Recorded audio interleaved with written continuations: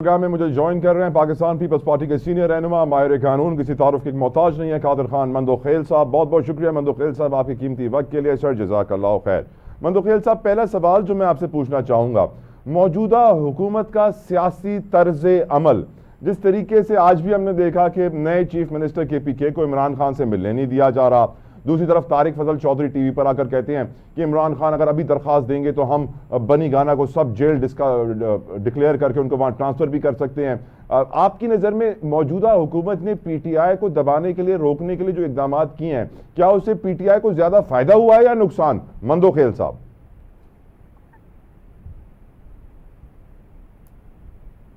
دیکھیں، نہ صرف پی ٹی آئی کو دبانے کے لیے ٹی ایل پی کی نہتے لوگوں کے اوپر گولیاں برسائی. اس سے پہلے ان کی خواتین، حاملہ خواتین کی سینے اور چہرے پہ گولیاں برسائی، شہید کر دیے. اور اس کے بعد ان کو جو ہے نا وہ آج کابینہ میں ان کو پیش کر دیا ہے پنجاب گورنمنٹ کی ریکمنڈیشن پہ اس پر پابندی لگانے کا. تو مسلم لیگ نون ہر وہ عمل کر رہی ہے جو ضیاء اور کسی بھی ڈکٹیٹر والی حکومت میں. اب دیکھ رہے پنجاب میں بلدیاتی الیکشن 3 سال کے بعد پتہ نہیں ہوگا کہ نہیں ہوگا. اگر ہوگا تو غیر جماعتی بنیاد پہ. اور پھر ڈرامہ یہ کہ قومی اسمبلی کا یا صوبائی اسمبلی کے ارکان الیکشن رول کے مطابق 3 دن کا ٹائم میں کوئی پارٹی جوائن کرنا چاہتے ہیں. انہوں نے 1 مہینے ٹائم دیا تاکہ آزاد امیدواروں کو دبایا جائے یا ان کو پیسوں کی لالچ دیا جائے.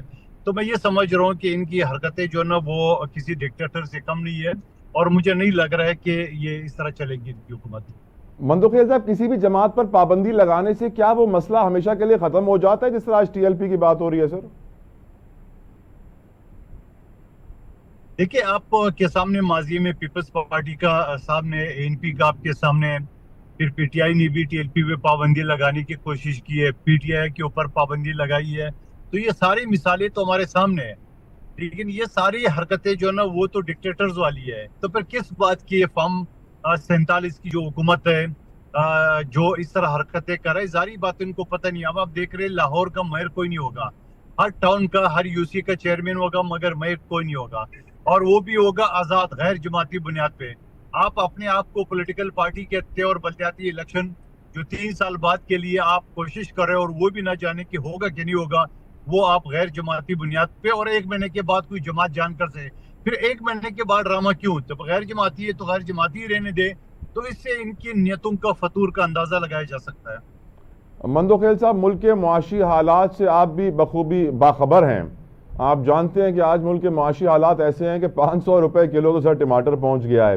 وزیر اعظم صاحب نے آج ایگریکلچر اور انڈسٹریل سیکٹر کو ریلیف دینے کے لیے 3 سالوں کے لیے بجلی کا یونٹ ان کے لیے 23 روپیز کا کر دیا ہے. سر اب میری بہت ساری ایگریکلچرسٹ اور بزنس مین سے گفتگو ہوئی تو وہ کہتے ہیں کہ اس سے کوئی اب خاص ہمیں ریلیف ملے گا نہیں، کیونکہ سیلاب کے بعد اور ہماری معاشی پالیسیز کی وجہ سے نقصان اتنا ہو چکا ہے.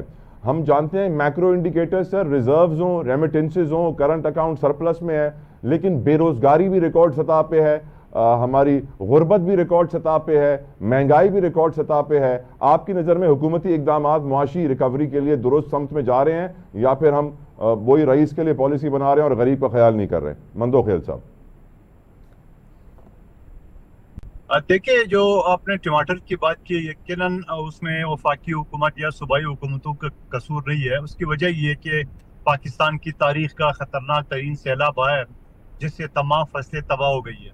اور مریم بی بی کہتی ہے کہ میں نے 2 کشتیوں میں جو ہے نا 25 لاکھ لوگوں کو ریسکیو کیے، جبکہ سروے بتا رہا ہے کہ 60 سے 70 لاکھ متاثر ہے.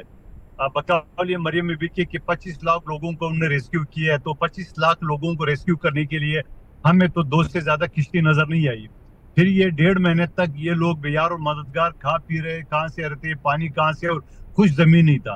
پھر انہوں نے کہا کہ میں نے پیپلز پارٹی کے مشورہ نہیں ماننا ہے، ان کی انگلیاں توڑ دیا میں نے 10 لاکھ دینے ہیں. اور 10 لاکھ کیا دینے تھے؟ اعلان جو کیے وہ 100 ارب کے، یعنی 1 خرب کی ہے. اگر آپ 25 لاکھ ان کی اپنی اعداد و شمار لگا لیں تو 25 لاکھ کو اگر آپ ضرب 10 لاکھ سے دیں تو یہ 62 خرب اور 50 کروڑ روپے آتا ہے. چلو اگر 5 لوگوں کا گھرانہ بھی لگا لے تو 5 خرب روپے بنتے ہیں. اعلان تو انہوں نے 1 خرب کیا اور وہ بھی پتہ نہیں دیں گے کہ نہیں دیں گے. تو میں سمجھ رہا ہوں ان کی ہر پالیسی جو ہے نا وہ مزدور کش اور انسان کش پالیسی ہے. مسلم لیگ کو مزدور کش اور آری کش ہوئی ہے، تو ہم کہتے رہتے ہیں غریب کش پالیسی. اب تو میں یہ کہوں گا کہ مسلم لیگ نون کی جو پالیسی ہے وہ انسان کش پالیسی ہے.